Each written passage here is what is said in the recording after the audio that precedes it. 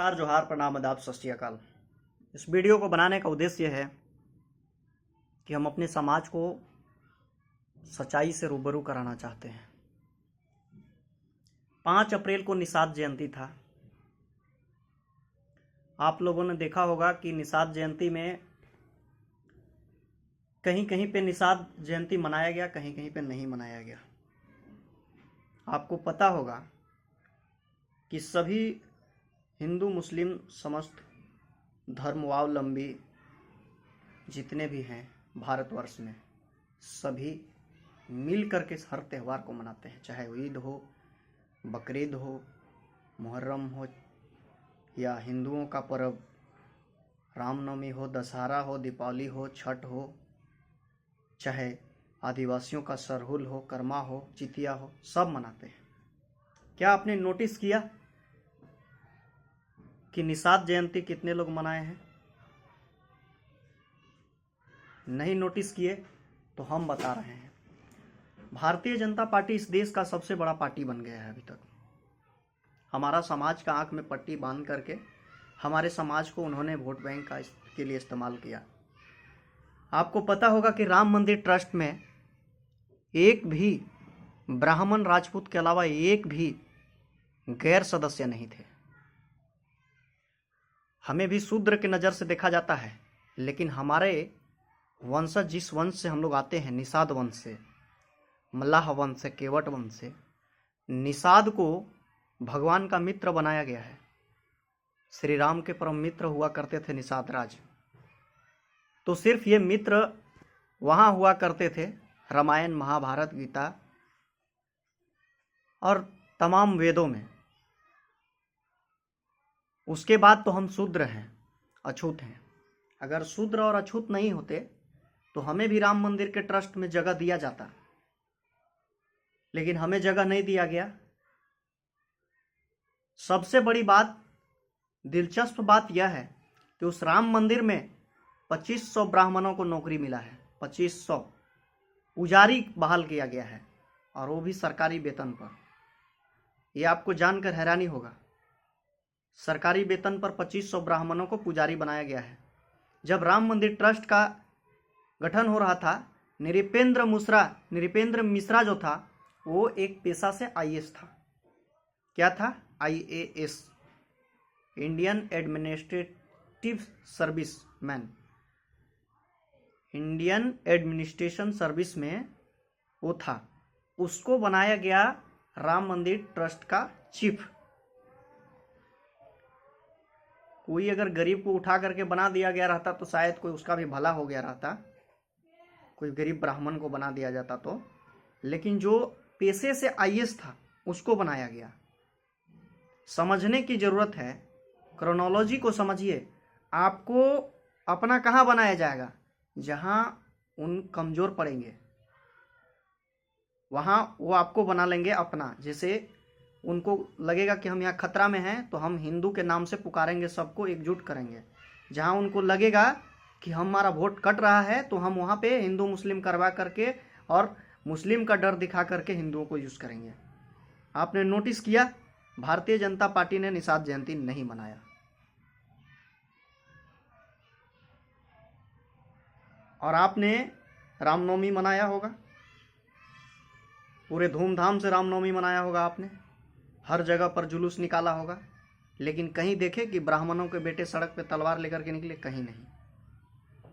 राजपूत, ब्राह्मण, ये जितने भी सांसद विधायक हैं, जितने भी आईएएस आईपीएस हैं, इनके बाल बच्चे विदेश में पढ़ाई कर रहे हैं, और हमारा एगो निषाद समाज है, तलवार लेकर के क्या कर रहा है? जय श्री राम, जय श्री राम। ये समझने की जरूरत है हमें, क्रोनोलॉजी को। आपको सिर्फ अपना वहाँ बनाया जाएगा जहाँ उनको ज़रूरत है। जहाँ उनको ज़रूरत नहीं है वहाँ आपको अपना नहीं बना सकते। देख लीजिए, कोई भी ब्राह्मण राजपूत अगर निषाद जयंती मनाया होगा तो भेज दीजिए हमको। इस 5 अप्रैल को कोई नहीं मनाया है निषाद जयंती। रामनवमी मना, लेकिन राम का प्रतिमा तो निकला, हनुमान का प्रतिमा निकला साथ में, लेकिन निषाद का साथ में नहीं निकला। पता है क्यों? क्योंकि आप शूद्र हैं। निषाद शूद्र जाति में है, अछूत जाति में है। बिहार, झारखंड, उत्तर प्रदेश, छत्तीसगढ़ छोड़ के सभी जगह पे एससी में है, और लेकिन बिहार, झारखंड, छत्तीसगढ़ और यूपी में आपको ओबीसी इसलिए बनाया गया ताकि आपका जमीन को लूटा जा सके, जनरल बना करके, इसलिए आपको ओबीसी में रखा गया। और सिर्फ ओबीसी बनाया गया जमीन लूटने के लिए, आपको रिजर्वेशन नहीं दिया गया है। जो कह रहे हैं कि 27% ओबीसी को रिजर्वेशन मिला है, तो 27% पूरे सरकारी सिस्टम के हर सेक्टर में, हर क्षेत्र में आप हमको दिखा दीजिए कि 27% ओबीसी कहाँ है। वो सब छोड़िए ना, पार्लियामेंट में दिखा दीजिए 80% है क्या, 27% है क्या? राज्यसभा में दिखा दीजिए, जुडिशियरी में दिखा दीजिए, लोकसभा में दिखा दीजिए, मीडिया में दिखा दीजिए, विधानसभा में दिखा दीजिए, 27% है क्या ओबीसी? नहीं है। क्यों नहीं है? क्योंकि आप बंधुआ मजदूर हैं ब्राह्मणों का, और आपका खोपड़ी बंधुआ मजदूर से बिल्कुल भी कम नहीं है। अगर आप बंधुआ मजदूर नहीं होते, ये हमारे ओबीसी के नेता अगर दोगला नहीं होते, तो ये विधानसभा और लोकसभा से ईडब्ल्यूएस रिजर्वेशन पास होने से पहले ओबीसी पर विचार किया जाता है कि पिछले 70 साल से हमें क्या मिला है, मंडल कमीशन लागू कहाँ हुआ और कब हुआ, हमारा 27% लोग कहाँ है सरकारी सिस्टम में, ये देखा जाता। मैं आपको दिलचस्प बात एक और बताने जा रहा हूं।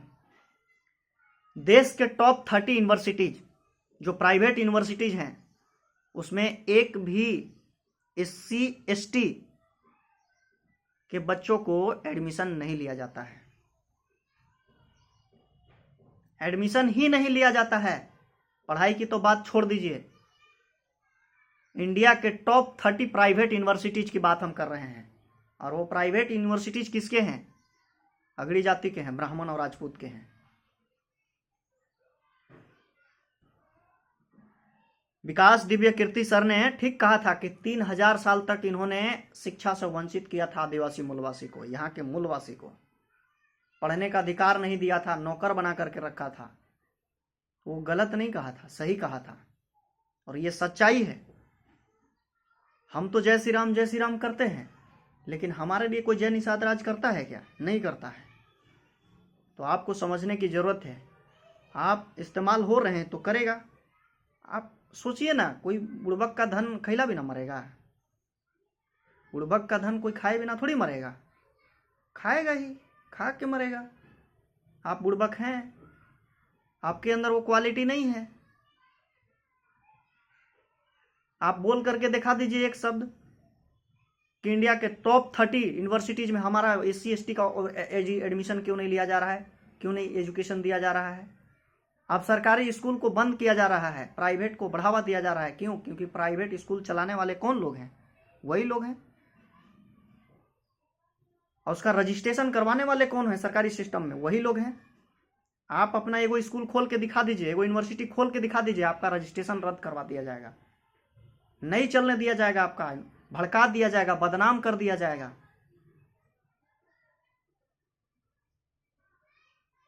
लेकिन वे लोग खोलेंगे और चलाएंगे, और चला रहे हैं। झारखंड में और यूपी में इतने सरकारी स्कूल बंद हो चुके हैं, और जहां एक तरफ सरकारी स्कूल बंद हुआ है वहीं प्राइवेट स्कूल खुला है। और कौन लोग खोले हैं? वही लोग खोले हैं, क्योंकि उनको फायदा है। अपने हिसाब से वो फी वसूली करेंगे, अपने हिसाब से वो आपको पढ़ाएंगे, फी भी लेंगे और नहीं भी पढ़ाएंगे, और उसके बाद भी आप कुछ नहीं कर सकते हैं। समझ गए? और ये हो रहा है झारखंड में। वो कहेंगे कि ड्रेस तुमको यहाँ से खरीदना है, बुक तुमको यहाँ से खरीदना है, तो वहीं से खरीदना है। अगर दूसरा जगह से खरीदिएगा, आपका बच्चे का नाम काट के भगा देंगे, आप कुछ नहीं कर सकते हैं। क्यों? क्योंकि आप उनका वोट बैंक हैं, बंधुआ मजदूर हैं, इसीलिए। तो निषादो, जाग जाओ, अभी भी थोड़ा बहुत खोपड़ी में अटा लो कि तुम्हें इस्तेमाल करने के लिए भारतीय जनता पार्टी है, कांग्रेस है। कांग्रेस और भारतीय जनता पार्टी तुम्हारा नहीं है। अगर तुम्हारा होता है तो आज़ादी के 70 साल में 27% ही सही, अगर 27% सही से रिजर्वेशन मिला रहता तो आज तुम इतने कमजोर नहीं होते। ये जानने की जरूरत है हर सेक्टर में।